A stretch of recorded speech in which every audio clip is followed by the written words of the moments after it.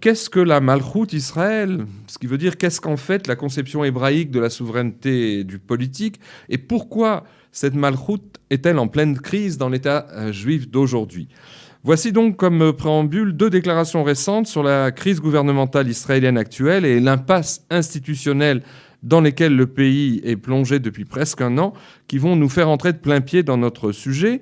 La première déclaration émane de Binyamin Netanyahou, le Premier ministre. Elle date du 9 décembre dernier. La seconde émane du chef de l'opposition et numéro 1 du parti bleu et blanc, Benny Gantz. Elle date du lendemain, 10 décembre 2019. 2 déclarations faites, il faut le préciser, alors qu'expirait le mandat confié par le président de l'État, Reuven Rivlin, à Benny Gantz pour tenter de former un gouvernement d'union nationale en commun avec le Likoud de Binyamin Netanyahou. Des tractations qui ont donc alors échoué pour la 2e fois après que ce même mandat ait été auparavant confié à Netanyahou dans le sillage du second scrutin législatif de l'année, celui du 17 septembre, intervenu, on s'en souvient, après celui du 19 avril, du véritablement jamais vu depuis 1948 dans l'histoire politique et institutionnelle d'Israël. Regardons ces déclarations. 48 jours sont passés depuis les dernières élections et Benny Gantz et son parti ont refusé toutes les propositions que nous avons faites, des propositions exceptionnelles pour mettre sur pied un gouvernement d'unité nationale. Et maintenant, 48 heures jusqu'au délai légal, et maintenant ils mettent en question même la validité des négociations avec eux. Alors que nous avons une occasion historique de pouvoir faire un gouvernement d'union nationale qui annexe la vallée du Jourdain et aussi une partie de la Judée-Samarie à Israël. J'appelle Benny Gantz et son parti à faire un effort énorme, un dernier effort pour pouvoir se mettre d'accord et mettre sur pied un gouvernement d'union nationale ensemble. Citoyens d'Israël, il ne reste qu'un peu plus que 24 heures pour éviter des élections complètement inutiles. Et sachez que moi-même et mon parti bleu et blanc, nous avons fait tous les efforts possibles pour mettre sur pied un gouvernement d'union nationale sans renoncer à nos principes.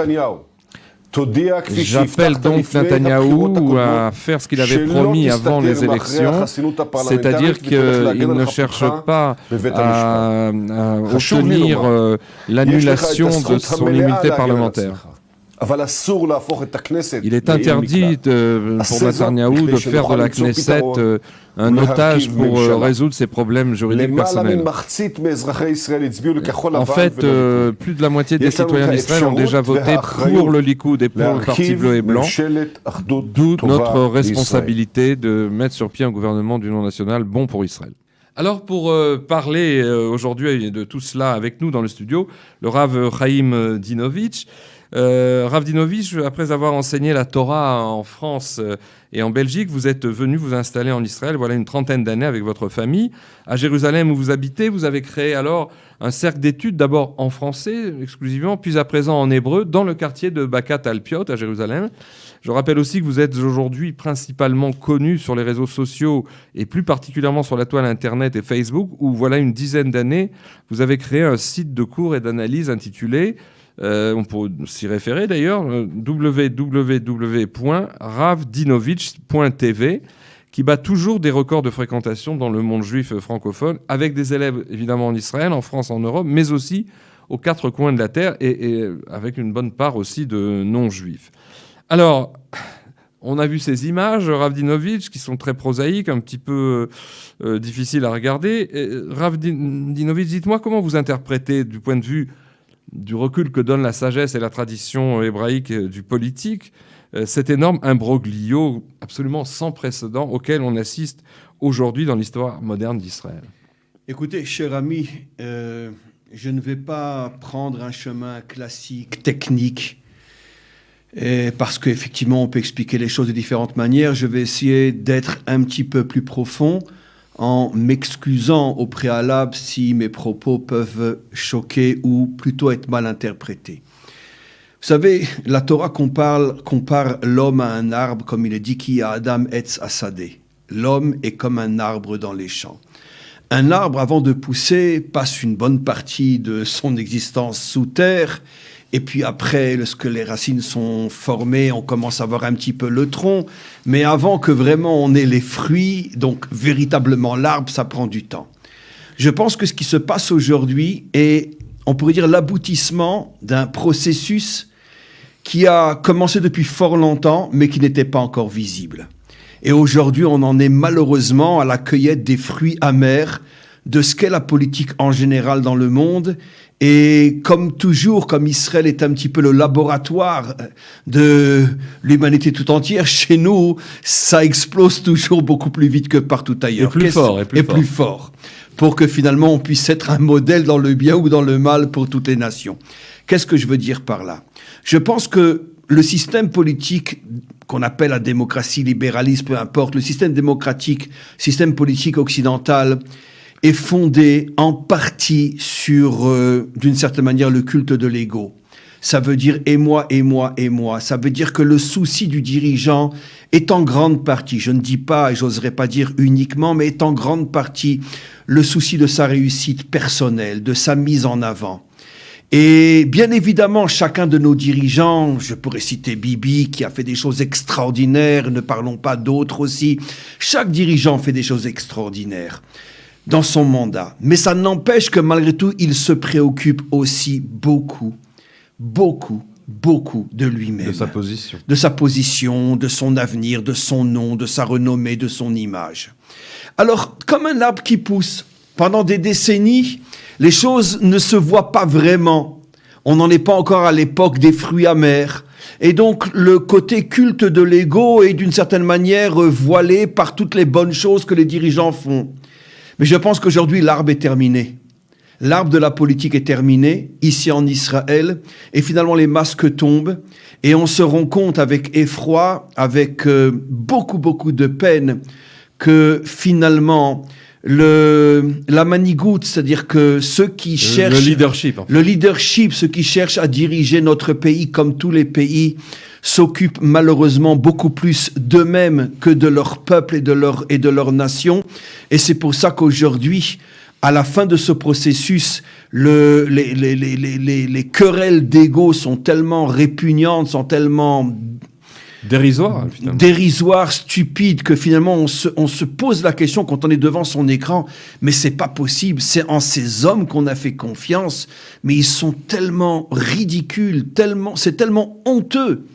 Mais parce que malheureusement, on est arrivé à la fin du processus que l'on appelle la politique. La politique, ce n'est rien d'autre que le culte de l'ego avec une belle couverture qui donne l'impression qu'on s'intéresse aussi au peuple, mais ce n'est qu'une vitrine. Mais est-ce que, malgré tout, dans le dessin que vous dressez, le processus, c'est pas un passage obligé, justement, c'est comme un arbre qui pousse, il a des phases. Est-ce que c'est pas un passage pénible, un passage obligé, pour arriver à autre chose? Vous avez 100% raison, Richard. Votre remarque est fabuleusement juste. Elle touche l'un des aspects les plus profonds de ce qu'on appelle les secrets de la Torah. Dans le langage des maîtres des secrets, c'est ce qu'on appelle que toujours il y a la clipa qui précède le fruit.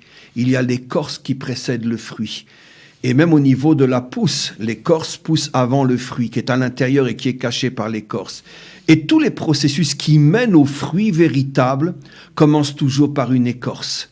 En ce sens-là, votre remarque est merveilleuse parce qu'elle peut aussi nous donner un espoir extraordinaire, qu'on est arrivé à la fin on pourrait dire, du dévoilement de l'écorce, et maintenant on est tous sûrs que la politique, ce n'est qu'une écorce. On peut donc espérer que chez nous, en Israël, va commencer à naître le fruit. La fin d'un processus préparatoire. Préparatoire à la naissance du véritable fruit. Alors, si vous voulez bien, revenons, parce que c'est un sujet très passionnant qui déchaîne les prises de position et les passions, justement. Et c'est aussi un sujet délicat, parce qu'il doit avoir en référent toutes sortes de données de fond. Alors, revenons, si vous voulez bien, sur d'indispensables définitions pour tenter ensemble de délimiter notre sujet, dont je viens de dire qu'il est complexe et profond. Alors, en quelques mots, dans le cadre de cette émission, quel sens a pour vous aujourd'hui le terme de Malchut Israël ? que moi j'ai traduit, dit, c'est la conception hébraïque du politique, c'est les modalités de l'exercice de la souveraineté du peuple d'Israël sur la terre d'Israël. Mais on aimerait avoir votre réflexion sur ce sujet. Écoutez, je pense qu'il faut traiter le sujet de la malchoute d'après une approche, excusez-moi de le dire en français, plus biblique, plus thoraïque. La malchoute, et je vais le dire d'une manière très simple, bien que derrière cette simplicité se cache une grande profondeur, la malchoute n'a rien à voir avec le leadership politique. Pour la raison que je viens d'évoquer, nos maîtres ont une définition de la malchoute extraordinaire. En meler bli am. Le dirigeant qui s'appelle Meler, qui est censé représenter la malchoute, doit comprendre qu'il n'existe que comme étant le reflet du peuple. C'est-à-dire que son souci doit être uniquement, exclusivement, le bien du peuple. Le bien-être. Le bien-être du peuple sur le plan matériel, moral et spirituel.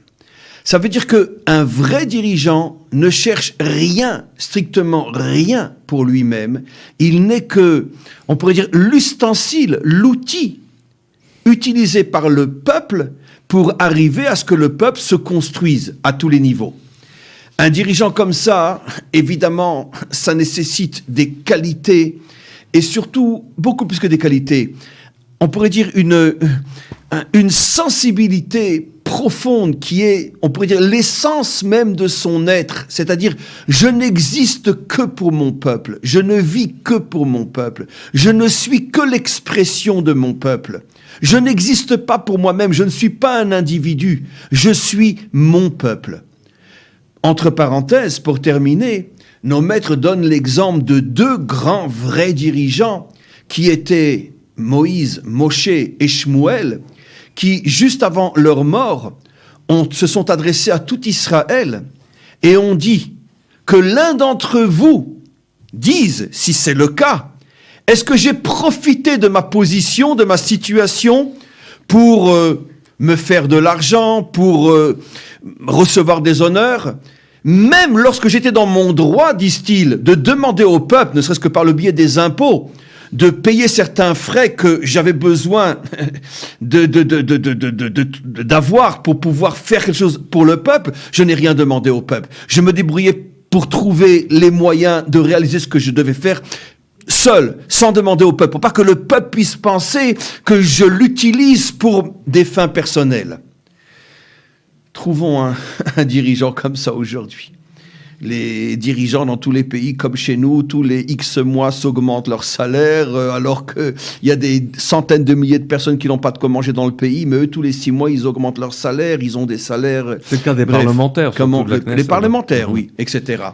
Et donc, encore une fois, pour conclure, Richard, la malchoute, c'est un homme qui ressent au plus profond de son être qu'il n'existe que pour représenter l'ensemble de son peuple, l'ensemble des tendances, même celles qui sur le plan idéologique ne sont pas forcément les siennes, mais qui sincèrement est l'expression de la totalité de son peuple. C'est ça la malchoute. Alors, est-ce que si on prend comme référent les lettres du mot Mishkan, qui en fait signifie le temple du désert, la situation donc de traversée du désert et le culte qu'on vouait au Créateur au travers donc du tabernacle du désert, un temple provisoire.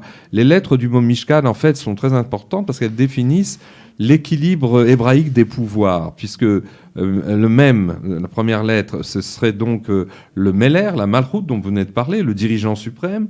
Il y aurait ensuite le Shin, Mishkan, c'est les Shoftim, les juges, c'est-à-dire le pouvoir. À côté du pouvoir exécutif du roi, il y aurait le pouvoir, non pas législatif, mais judiciaire, donc du système de la justice, donc le deuxième pendant. Et justement, c'est pas Montesquieu, parce qu'il y a un troisième et un quatrième pouvoir. Le troisième, c'est le Kaf de Mishkan, c'est en fait les Kohanim, c'est-à-dire non pas le pouvoir, mais le centre d'intérêt du temple et l'importance... La dimension spirituelle. La dimension spirituelle qui fait partie de l'équilibre des pouvoirs. Et le quatrième, qui est alors typiquement hébraïque, puisque chez Montesquieu et les classiques, il n'y a que ces trois-là, pouvoir exécutif, pouvoir judiciaire et pouvoir religieux, d'une certaine manière, il y a la dernière lettre, c'est le Noun, les Nevi'im, les prophètes. Est-ce que, justement, pour que le roi soit à sa place, ou le pouvoir exécutif n'empiète pas, et que le législatif fonctionne, et surtout que le judiciaire, comme on le voit aujourd'hui, ne se prenne pas pour les 3 pouvoirs en même temps, voire les 4, est-ce qu'il n'y a pas aussi la nécessité d'un retour de la prophétie ? Écoutez, votre question est très juste. J'y répondrai en faisant un petit détour. Vous avez parlé du Mishkan, en montrant que le Mishkan contient les 4 institutions fondamentales d'une nation... La société idéale. Exactement, d'une nation idéale, d'une société idéale. Mais n'oublions pas, et c'est le point important qu'on va décoder dans un langage plus moderne, que le Mishkan est le lieu où le divin se dévoile. Ce n'est qu'un réceptacle.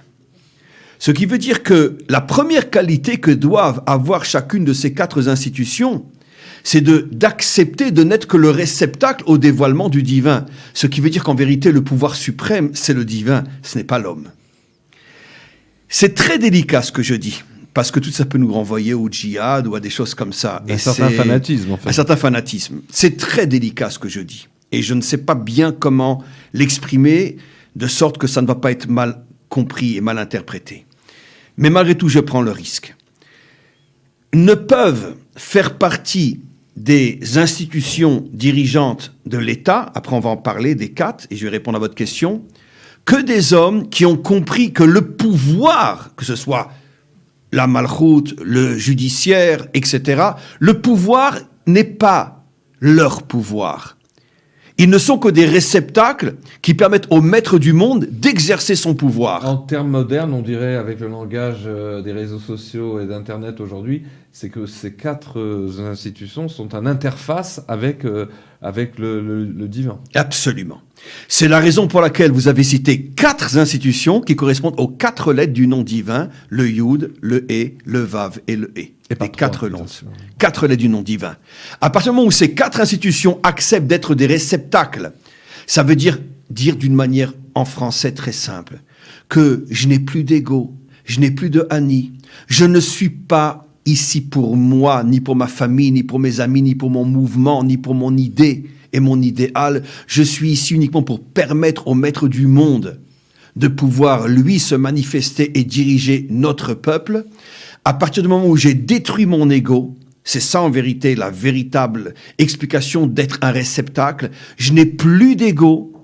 À partir de ce moment-là, ces 4 institutions peuvent diriger le pays. C'est ce qu'on appelle dans la Kabbalah et dans la Chassidut Bitul Atzmi, l'annulation de son moi. L'annulation de son moi, voilà. Uniquement. Qui requiert un niveau, une préparation délirante.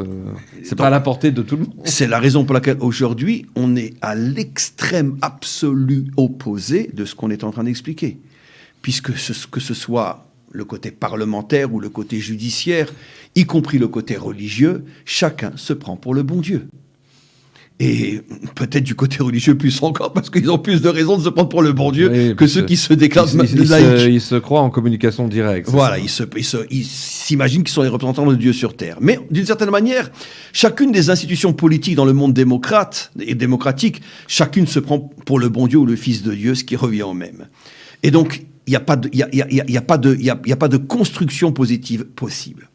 Maintenant, pour revenir à votre question, qu'est-ce que c'est le Navi, le prophète, dans ce genre de leadership? Qui semble faire tant défaut aujourd'hui. Alors, dit dans un langage moderne, je dirais que ce sont les conseillers, ceux qui ont vraiment une vision. Alors évidemment, il y a le côté prophétique dans le sens religieux du terme, dans le sens biblique du terme, mais je n'irai pas si loin, car on n'a pas besoin d'aller si loin.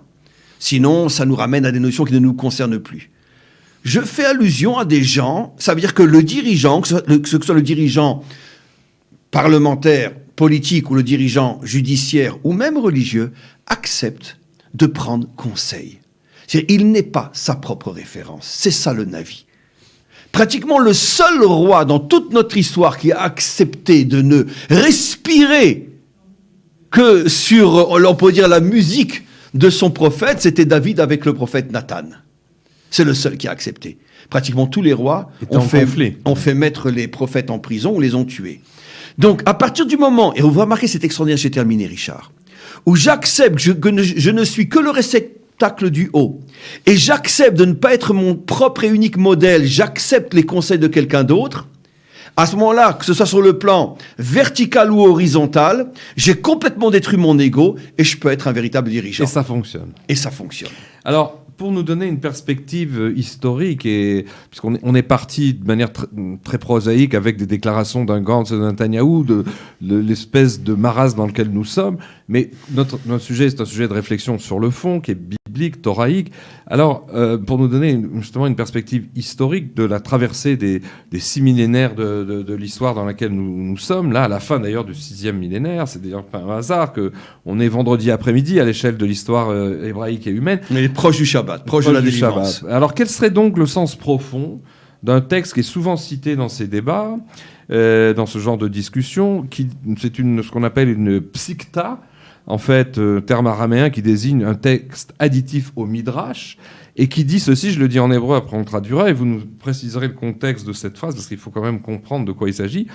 Donc cette phrase très courte, c'est un reproche qu'adresse le Créateur à l'assemblée des sages de la yeshiva d'en haut, c'est-à-dire une sorte de métaphore pour dire qu'il a réuni, sans doute c'est à la fête de Sukkot, tous les sages d'Israël, sans doute à l'occasion de ce fameux festin qui serait donné pour manger le Léviathan. Pourquoi ? Parce qu'en bas, à la fête de Sukkot, c'est aussi un moment de jugement, un moment de Géoula, de rédemption. Et alors, Dieu s'adresse à l'assemblée des sages d'Israël de toutes les générations et leur dit cette phrase étonnante, « Asaktem betorati velo bemalchuti ». Je traduis, vous êtes pendant tout ce temps, cette traversée de l'histoire, vous vous êtes occupé de manière forcenée et formidable de ma Torah, mais pas de ma malchut. Alors, qu'est-ce qui est en jeu dans cette phrase-là qui est essentielle et qui emporte des univers entiers ?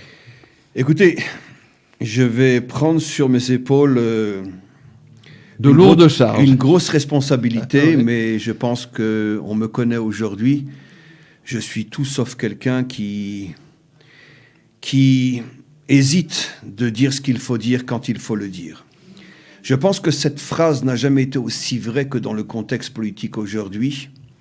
Et je pense que cette phrase s'applique plus que jamais aux soi-disant partis religieux qui siègent au gouvernement et à la Knesset, et qui, je parle des partis religieux appelés orthodoxes, que ce soit Ashkenazim ou Sfaradim, mais qu'aucun de leurs dirigeants ne font Yom Ha'atzmaut, aucun de leurs dirigeants ne se considère comme de vrais sionistes, et par contre, ils sont députés ou ministres, mais surtout, je ne suis pas sioniste. Et ne me demandez pas de me lever quand j'entends l'hymne national à Tikva, et ne me demandez surtout pas de fêter Yom Ha'atzmaut. Je pense, j'affirme, que ce reproche qu'adresse le Maître du monde à ceux qui se sont occupés de sa Torah, mais ne se sont pas occupés de sa Malchut, est un reproche qui est directement adressé à ces partis religieux orthodoxes, ashkénazes et sfaradim. Parce qu'il y a une hypocrisie insoutenable, inacceptable. Si tu ne te considères pas comme un membre à part entière de l'État d'Israël, si tu ne reconnais pas le sionisme comme une phase incontournable du processus de la délivrance, si tu n'honores absolument pas Yom Ha'atzmaut, le jour de l'indépendance, qu'est-ce que tu fais au Parlement d'Israël ? Comment tu oses être ministre dans l'État d'Israël ? Il y a ici une hypocrisie insupportable. Permettez-moi, hypocrisie au carré, parce que l'un des attendus ministres, enfin supposé ministre d'un de ces partis orthodoxes, en fait, n'a pas le titre. Il est vice-ministre, mais il exerce les compétences du ministre. Une hypocrisie dans l'hypocrisie. Absolument. Récemment, lors des dernières élections, on a entendu énormément de rabbinim francophones appelés à voter pour tel parti religieux, Sfaradi, etc. Et personnellement, ça m'a rendu fou. J'ai dit, mais attends, vous qui demandez à voter pour ce parti, et les dirigeants de ce parti sont des gens qui ouvertement s'affirment comme étant des gens qui ne sont pas sionistes et ne respectent pas le jour de l'indépendance. Alors, de quoi vous parlez ? Ou vous êtes uniquement dans la Torah, ou vous êtes dans Torah et Malchut. Mais ne jouez pas la comédie. Et malheureusement, cette norme de l'hypocrisie est devenue aujourd'hui un standard que plus personne ne remet en question. Je peux être ministre de l'État d'Israël, mais le jour de Yom Ha'atzmaut, je me comporte comme si c'était n'importe quel jour de la semaine. C'est ça le reproche que Hachem va adresser à ces gens-là. Ou vous n'êtes pas sioniste, alors restez dans vos yeshivot, ou vous voulez vous occuper de l'État d'Israël, alors adhérez à tout ce qui, dans l'État d'Israël, représente les valeurs de l'État d'Israël, en y ajoutant la Torah, bien évidemment, en y ajoutant la Torah. Mais respectez les valeurs fondamentales de l'État d'Israël. Est-ce que tout de même, bien que là, vous avez bien dessiné les enjeux en présence, mais est-ce qu'on pourrait, pas forcément en ce qui concerne les dirigeants, mais en ce qui concerne les mouvements auxquels vous faites référence, le mouvement lituanien, orthodoxe ashkénaze, le mouvement séfarade, il y a aussi, à part les lituaniens, il y a aussi les chassidim qui sont regroupés dans l'union du judaïsme par la Torah, disons le mot. Est-ce que, au-delà de cette hypocrisie du leadership, il n'y a pas quand même, ces dernières années, et peut-être que moi, en tant que modeste observateur des phénomènes parlementaires et politiques, on a quand même noté, il y a 30 ans par exemple, c'était vraiment comme ça et insupportable. Mais aujourd'hui, je ne parle pas des dirigeants qui restent dans le double jeu ou le triple jeu, mais de leur base, etc. Il y a quand même... C'était des partis au départ anti-sionistes, aujourd'hui ils sont asionistes. Il y a une espèce d'évolution de la base, c'est-à-dire qu'à force de fréquenter pour leur propre intérêt personnel et aussi de secteur de la société, et pas pour l'intérêt général du peuple d'Israël, mais à force de fréquenter les parlements, d'être dans des gouvernements, petit à petit... ils sortent un peu de leur écorce et je dirais pas ça des dirigeants, mais il y a quand même des partis qui sont moins antisionistes, sont plutôt asionistes, ils sont encore dans une ambiguïté, mais il y a quelque chose, une évolution qui est parallèle à celle du monde religieux orthodoxe, qui doit aller travailler, etc.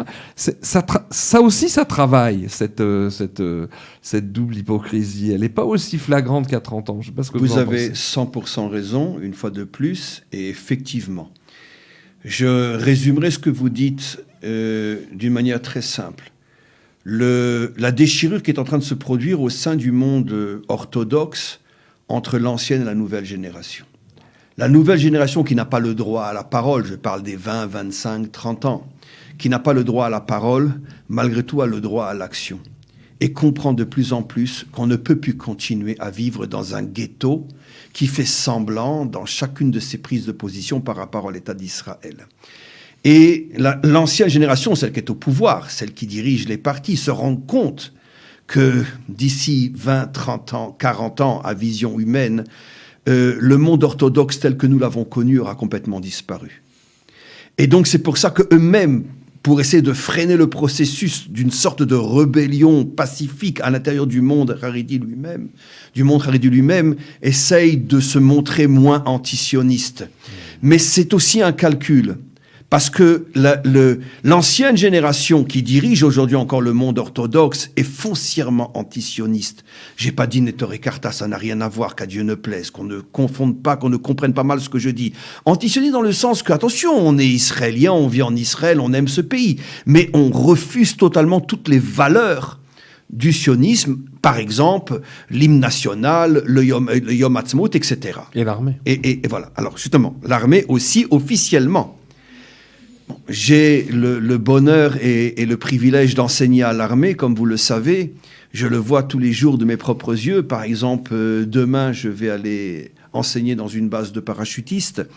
Et je le vois, chaque mois qui passe, chaque 6 mois qui passent, de plus en plus et de plus en plus de religieux qui viennent, avec une grosse kippa sur la tête, avec des péotes, avec une barbe, avec, quand c'est le moment de la prière, ils enlèvent leur béret de militaire et ils sortent un chapeau tout abîmé. Et donc, de vrais haridim, ils mettent leur chapeau pendant la tfila. Des jeunes de 18-20 ans. C'est ceux à qui j'enseigne. Et j'ai commencé à enseigner à l'armée il y a à peu près 3 ans. J'avais 20, 30 personnes devant moi. Aujourd'hui, à chaque fois. Aujourd'hui, ça peut monter jusqu'à 80, 100. C'est de plus en plus. Donc, on est en train de vivre effectivement une révolution silencieuse de la part de la nouvelle génération qui dit aux dirigeants, ça suffit. on vous suivra plus. On peut plus rester dans un ghetto et faire semblant. On peut plus. On veut s'intégrer. On veut pas abandonner la Torah, qu'à Dieu ne plaise. La preuve, c'est que je donne des cours dans l'armée. Ça veut dire qu'ils veulent, même en tant que soldats, recevoir des cours de Torah. Nous voulons la Torah, mais nous voulons être comme tout le monde. Ça veut dire qu'on fait partie d'un pays où on veut plus être hypocrite. Donc, encore une fois, l'ancienne génération continue le discours ancien, mais qui est en train de disparaître. Et je peux vous affirmer, Richard, que dans 20 ans, à vision humaine, car le temps n'est pas entre nos mains, dans 20 ans, le monde orthodoxe tel que nous l'avons connu aura totalement disparu. En fait, comme une bureaucratie profiteuse qui a peur de sa base, qui a peur de son peuple. Je dis qui protège ses intérêts, tout simplement.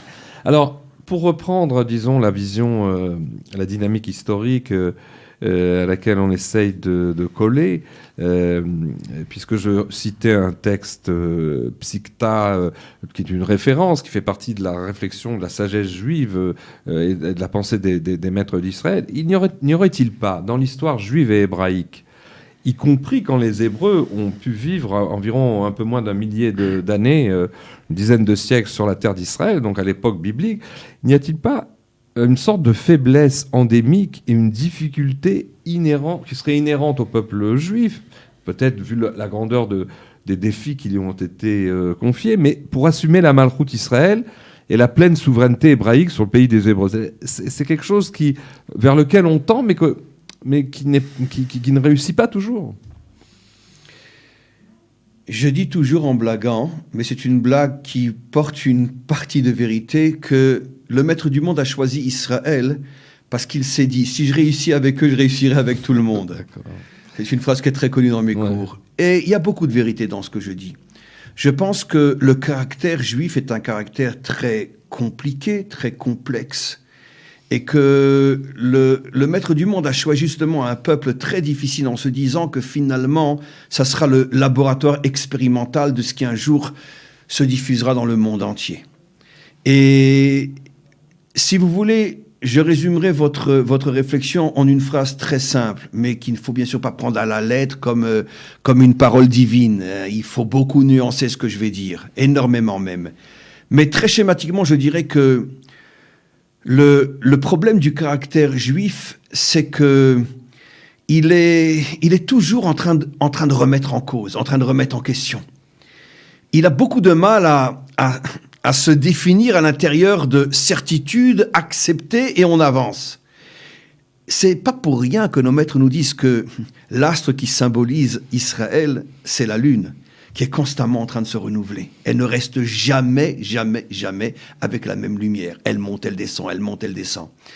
Et donc, ce caractère, c'est ce qui nous a amené à la fois le bien, mais surtout aussi beaucoup de problèmes durant toute notre histoire. Parce que comme dit une phrase qui n'est pas de moi, 2 juifs, 3 avis. Et donc, c'est la raison pour laquelle on a tellement de mal finalement à résoudre des problèmes que les autres nations ont résolus depuis longtemps. Parce que nous, constamment, dès qu'on a quelque chose, hop, allez, on le remet en question. Et on le remet en question. Et une fois que je l'ai remis en question, quelqu'un va venir pour mettre en question ce que moi j'ai remis en question. Et ça n'arrête pas. Alors, autre référence à ce propos de comme une sorte de processus de remise en question permanente qui concerne cette faiblesse intrinsèque dont nous parlons, une faiblesse qui est quasi historique peut-être pour le peuple hébreu sur sa terre. Il y a un passage très significatif des prières des slichot, c'est les prières de supplication, de repentance, comme on dit dans une vilaine traduction, qu'on fait au mois de Elul, avant le Nouvel An, avant Rosh Hashanah, et on dit entre autres dans ces slichot, alors je le dis en hébreu, Soukat David Anophelet, on emploie l'expression qui signifie en substance que Dieu nous aide à relever la souka fragile de David, à savoir la royauté et la souveraineté. C'est justement le sujet, souvent vacillante, y compris du pourtant si puissant royaume de David. Alors, cette phrase, elle est au centre un peu de notre réflexion tout de même. Mais je n'y avais pas pensé, Richard. Elle confirme tout ce qu'on a expliqué. Que signifie la royauté de David et comparée à une souka fragile que le moindre vent peut faire tomber? C'est la confirmation de ce qu'on a expliqué. David, lui, considérait que la seule maison dure et solide, c'est le peuple juif. Moi, tout ce que je fais, c'est une souka. Vous savez que nos maîtres disent que malgré tous les moyens matériels que David avait, il a passé sa vie à manger une fois tous les 24 heures un morceau de pain avec un verre d'eau. Bon, d'où il avait la force qu'il avait avec si peu à manger, je n'en sais rien.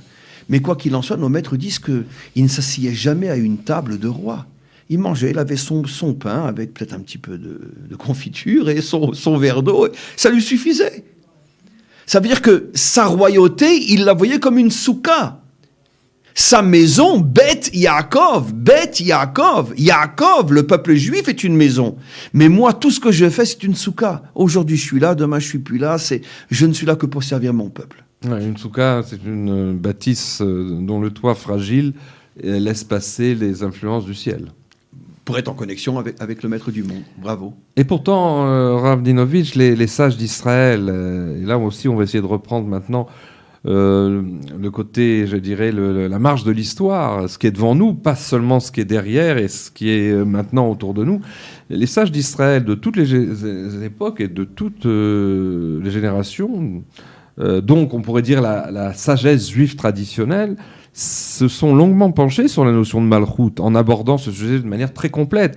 Je pense au Rambam, Maïmonide, dans ses Ilchot Melachim, les lois sur la souveraineté, au Ramban, Nachmanide, Yehuda Levi aussi dans son ouvrage Le Kuzari, mais aussi au fameux Maharal de Prague de l'époque de la Renaissance en Europe, et encore plus près de nous, un main commentateur de toutes les parties du Zohar, et puis au fameux de Tzemach. Le Zohar ne parle que de ça. C'est ça. Que de la construction de la Malchut. Et puis, dans son langage codé, bien sûr. Et puis le fameux Tzemach Tzedek, que j'ai eu le privilège d'étudier quelques années avec vous à Baka, dans sa grande anthologie des mitzvot, qui s'intitule, si je ne me trompe pas, Derer Mitzvotecha. Et puis jusqu'au non moins fameux Rav contemporain que tout le monde connaît plus ou moins, le Rav Adin Stenzhals, qui est d'ailleurs malheureusement assez malade ces jours-ci, ainsi que d'autres commentateurs d'aujourd'hui comme le Rav Shlomo Goren, tous se sont penchés sur ce qu'est la Malchut Israël et la souveraineté hébraïque. Alors, comment elle doit fonctionner pour éviter les 1001 écueils dont on parlait, internes et externes, qui la menacent, qui la fragilisent, ainsi que sur d'autres thèmes aussi prosaïques. Je prends un exemple qu'on a d'ailleurs étudié dans ce livre du Tzemach Tzedek, comment le souverain hébraïque, donc le roi, le royaume ou l'État d'aujourd'hui, peut-il et doit-il résister aux terribles pressions des nations étrangères? C'est-à-dire que nos sages, dans tous ces ouvrages et dans toutes ces réflexions, sont allés très loin. Ils savaient qu'est-ce que c'était que les difficultés de l'exercice du pouvoir politique, et ils n'ont pas épargné, ils n'ont pas fui devant les réalités, les choses les plus prosaïques. Quel sujet incroyable que de trouver... quelle occasion incroyable que de trouver dans un livre qui a été écrit il y a plus de 200 ans, une réflexion pointue, aiguë, qui nous permet de mesurer quelles sont les pressions qui pourraient être exercées sur le pouvoir souverain hébraïque et comment y échapper. Est-ce que donc il n'y a pas là un trésor énorme qu'il faut aller puiser? Cher ami, votre question nécessiterait, sans exagérer, de nombreuses heures de discussion. Je vais essayer d'être le plus court. Je vais commencer par le début en commençant par la fin. N'oublions pas que notre nation a commencé à être détruite à partir du moment où le schisme à l'intérieur d'Israël s'est produit. Entre le nord et le sud. Entre les 10 tribus et la tribu de Yehuda et Benjamin. C'est le schisme qui a été la cause première, fondamentale et voire presque unique de la destruction du premier et deuxième temple. Et la dispersion. Et la dispersion. C'est le schisme. Donc à partir du moment où il n'y a plus d'unité à l'intérieur du peuple juif, à ce moment-là, les nations ont un pouvoir sur nous inimaginable. Je reviens maintenant au début de votre question. En m'excusant de ne pas nuancer ce que je vais dire parce que je n'ai pas suffisamment de temps, donc ne prenez pas chaque mot et chaque phrase comme étant, comme on le dit, parole de. Je pense qu'après des millénaires de dispersion et d'exil, géographique, physique, ça a eu une influence énorme sur la dispersion aussi spirituelle de notre peuple. Et ça fait seulement plus ou moins un siècle qu'on est revenu, 71 ans qu'on a un État, et on ne s'est pas encore complètement nettoyé de l'influence de l'exil jusqu'à aujourd'hui. Ce qu'avait dit Ben Gurion, on pourra peut-être faire venir les Juifs en Israël, mais ce sera plus difficile de faire sortir l'exil et la galoute de la tête des Juifs. Absolument. C'est ce qu'il y a de plus difficile. Et ça prendra beaucoup plus qu'un siècle, à vision humaine, je dis bien. Ce que je veux dire par là, c'est que notre peuple est aujourd'hui encore complètement divisé. sur le plan politique, la gauche, la droite, le centre, l'extrême droite, l'extrême gauche, et que chacun est persuadé que sa vision du monde est la seule possible. Parce que le fait qu'il y ait différents courants, c'est pas ça le problème, c'est le fait que chacun est persuadé que l'autre a tort. Dans le monde religieux, c'est pire encore. Il y a les Haridim, les Datiim. À l'intérieur du monde Dati, comme on le sait, il y a les Datiim plus, les Datiim moins, Khardal, Dati. À l'intérieur du monde orthodoxe, il y a les Litaïm, les Chassidim. À l'intérieur du monde chassidique, il y a les Chabad, les Breslev, les Gour, les Vishnis. Ça veut dire que notre peuple est complètement fragmenté. Et tant que notre peuple est fragmenté, les nations ont un pouvoir sur nous parce que la seule force que nous avons pour résister à la pression des nations, c'est l'unité. Ce qui veut dire que je pense que ce qui va se produire dans les années à venir, c'est une reconstruction réelle de notre peuple sur des bases géoulatiques de délivrance et non plus sur des bases galoutiques de l'exil. Je pense que tous ces mouvements politiques, religieux, doivent disparaître. Je pense que notre peuple, d'ailleurs, même dans les mots eux-mêmes, et ne comprenez pas mal ce que je veux dire, parce que je le dis à haute voix, d'accord ? L'un de mes plus grands maîtres, c'est le Rabbi de Lubavitch, ou Rabbi Nachman de Breslev. Mais par contre, je ne suis pas Lubavitch, je ne suis pas Breslev. C'est-à-dire, quelle est la nuance, quelle est la différence ? C'est de créer un mouvement. Ça veut dire de limiter la Torah à 1 mètre, et d'en faire un mouvement. À une étiquette. Donc, je pense, même quand je dis le mot Lubavitch, comment en Israël je peux me dire Lubavitch ? Mais Lubavitch est une ville de Russie dans laquelle nous étions en exil. Comment je peux dire je suis à Jérusalem, Breslev ? Mais Breslev est une ville d'Ukraine où ont été massacrés des centaines de milliers d'hommes, de femmes et d'enfants. Comment je peux oser à Jérusalem dire je suis Breslev ? Ça veut dire qu'on ne se rend même pas compte qu'on porte en nous toutes les maladies de l'exil qui détruisent notre unité et qui nous privent de notre force face aux nations. Je pense que notre prochain travail va être de nettoyer notre peuple de toute cette identité galoutique, de dire je suis ci, je suis ça. Non, je suis un juif en Israël. Point, c'est tout. Maintenant, j'étudie tel maître, mais je ne me dis pas je suis. Non, je suis un juif en Israël. Lorsqu'on reconstruira l'identité juive israélienne, à ce moment-là, l'unité nous donnera une force de repousser toutes les pressions des nations. Alors pour aller dans votre sens et au chapitre de ce vers quoi nous devons aboutir, presque à la fin de ce programme, et donc le chapitre des diverses issues et débuts de solutions, de sortie de cette crise endémique dont on parle, des crises de fond, qui pourrait enfin initier une société, un État d'Israël plus valide. J'allais vous poser la question, ne pourrait-on pas aller, est-ce que c'est pas une nécessité aujourd'hui, très à l'ordre du jour, non pas comme un système D, mais comme une sorte de solution prosaïque, mais au contraire comme un processus de fond qui rejoint d'ailleurs votre vision. Est-ce qu'on ne doit pas aller vers une sorte de grande brainstorming, ou plutôt, si vous voulez, de synergie interdisciplinaire entre le monde des sages et des yeshivot, d'une part, celui des spécialistes universitaires les plus pointus, comme par exemple ceux qui recherchent le droit hébraïque et qui sont des spécialistes du droit hébraïque, et aussi le monde des hauts responsables et grands commis de l'État qui devraient s'asseoir ensemble pour essayer justement de penser en dehors des sentiers battus. Je me souviens d'ailleurs, cette question me fait penser, l'un des derniers messages qu'avait transmis notre regretté maître Léon Ashkenazi Manitou, le fameux philosophe, penseur et kabbaliste qui était le Rav Ashkenazi. À l'époque où Israël était en dissension, je me souviens encore, c'était juste après les accords d'Oslo de 93, et il y avait dans le monde religieux lui-même un désaccord. Est-ce que on doit appliquer, disons, le fameux système du Pikewar Nefesh, de la nécessité de sauvegarder la vie, pour envisager de rendre des parties d'Eretz Israël, enfin de donner plutôt des parties d'Eretz Israël en échange d'une paix assez improbable. Bref, dans ce débat-là, Léon Ashkenazi avait brandi, justement un peu dans le sens de ce brainstorming dont je vous parle, avait brandi une invite à pas seulement aux sages d'Israël, mais aussi à l'ensemble des responsables du pays. Il avait dit asseyons-nous pour étudier au lieu de polémiquer. Est-ce que c'est pas ça qui est aussi à l'ordre du jour aujourd'hui ? C'est, je pense, le résumé plus que parfait de tout ce qui a été expliqué aujourd'hui. Et vous avez bien fait de citer un homme d'une telle dimension à la fin de cette interview, le Rav Ashkenazi, qui a été véritablement un prédécesseur de ce qui se passera au moment de la délivrance finale. Je rajouterais malgré tout, Richard, qu'avant lui, il y a eu un autre. Et ça a pratiquement été le seul au niveau, je parlerai cette fois-ci des Gdolé Israël. Il y en a eu un avant lui, dont Rav Ashkenazi était l'élève, bien sûr. C'est le Rav Kook. Le Rav Kook a été le seul géant thoraïque de ces dernières générations qui ne s'est pas présenté comme formateur d'un parti particulier.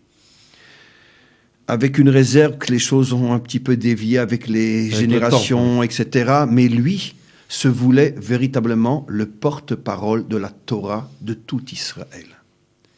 Et c'est ça sa grandeur. Malheureusement, il a été repoussé par tout le monde parce que presque excommunié. Il a parlé à une époque où le judaïsme était encore complètement, totalement, absolument galoutique. Chacun avait sa vision, son maître, son rabbi, etc.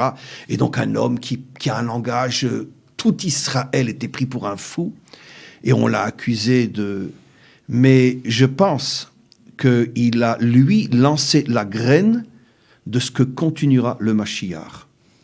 Et je pense qu'il deviendra l'une des références fondamentales du Mashiach, la Torah du Rav Kook. Quand vous étudiez la Torah du Rav Kook, vous apercevez, et je vais le dire de manière un petit peu exagérée, mais souvent les larmes viennent aux yeux parce que j'étudie, comme vous le savez, j'étudie la Torah de Rabbi Nachman, j'étudie la Torah Chabad, j'étudie d'autres, le Zohar, la Kabbah, j'étudie tout. Je ne repousse personne. Mais malgré tout, quand tu étudies tel maître ou tel maître, tu sens que malgré tout, tu rentres dans une vision morcelée des choses. Quand tu dis le Rav Kook, tu as vraiment le sentiment qu'il parle à tous les Juifs, à tout le monde, que vraiment sa préoccupation était de reconstruire l'identité juive générale. Malheureusement, son discours a été contredit, critiqué, voire même détruit. Sectarisé. Mais je pense que sa Torah reviendra à l'ordre du jour lorsque véritablement on rentrera d'une manière plus forte encore dans les temps de la délivrance. Et j'affirme avec une certitude absolue qu'il deviendra peut-être l'une des références essentielles du Mashiach lui-même, la Torah du Rav Kook. Alors, dernière question, enfin en forme de remarque, mais aussi de question. À l'issue de ce parcours un petit peu rapide, vu l'ampleur des sujets abordés, est-ce que vous ne pensez pas qu'en fait ces difficultés et ces dysfonctionnements de la malchoute d'Israël ne viennent-ils pas en fait de l'ampleur et de l'importance de l'enjeu qui est ici présent, à savoir, qu'est-ce que c'est l'enjeu de la réussite de la malchoute? C'est la réussite de l'histoire humaine à travers la réussite de la malchoute d'Israël et du plein développement de sa souveraineté sur sa terre, afin que donc Israël, mais l'humanité, puisse assumer, si vous voulez, ses objectifs. Pour ce qui est d'Israël, sa part, c'est d'être ce que la Bible a écrit, la Bible hébraïque, Mamlechet Kohanim Vegoy Kadosh, qu'on peut traduire par un peuple exemplaire jouant le rôle de laboratoire à succès pour toute l'humanité. Et c'est finalement, la barre est tellement haute que pour y arriver, il faut ce système de passage obligé, d'écorce, d'échec, de descente pour pouvoir remonter. Et c'est finalement ça aussi la Soukat David Anophelet. Ça semble une construction fragile qui chute, mais qui se reprend. Vous avez résumé un verset explicite qui dit « Shiva yipol tzadik vekam ». 7 fois le juste tombe avant de pouvoir se relever. Ce qui veut dire que non seulement le fait de tomber ne lui enlève pas son statut de juste, mais plus encore, il est obligé de tomber pour pouvoir un jour se tenir sur ses jambes. C'est toute l'histoire de notre peuple. Et c'est aussi l'histoire politique que nous vivons aujourd'hui. On ne doit pas le voir comme quelque chose de 100% négatif. C'est vous qui l'avez dit. On doit le voir comme une partie d'un processus inévitable avant d'arriver au moment où notre direction nationale pourra véritablement se tenir sur ses jambes. Rav Lenovich, merci. D'ailleurs, vous parlez de cette fois chutée. On a déjà fini les 7 premières décennies de l'État d'Israël. On est rentré depuis l'an dernier dans la 8e décennie. Et donc, c'est un petit peu ce qu'avait dit d'ailleurs le Rav Kook, un rabbin qui venait le visiter, qui regardait un vendredi après-midi dans Jérusalem, un rabbin de diaspora, et qui disait, mais tu me parlais de la Géoula d'Eretz Israël, mais regarde, tous ces juifs autour de nous, ils violent le Shabbat un vendredi soir, ils circulent en calèche, etc. Et le Rav Kook lui avait dit, c'est pour ça qu'on passe du 7 au 8, des 7 décennies premières, mais qui accouchent du moment de la rédemption. Il avait dit oui, mais la différence entre les problèmes qu'il faut continuer à résoudre ici et qui sont très nombreux, et ceux que vous avez en diaspora, c'est que ici, on traite des problèmes de la Renaissance, alors ce que vous vivez en diaspora, c'est les problèmes de l'agonie. Magnifique. Et c'est donc ça peut-être auquel on accède grâce à vos remarques. Magnifique. Je vous remercie d'être venu au studio Kalita. À bientôt et merci de nous avoir écoutés. À la semaine prochaine. Beaucoup.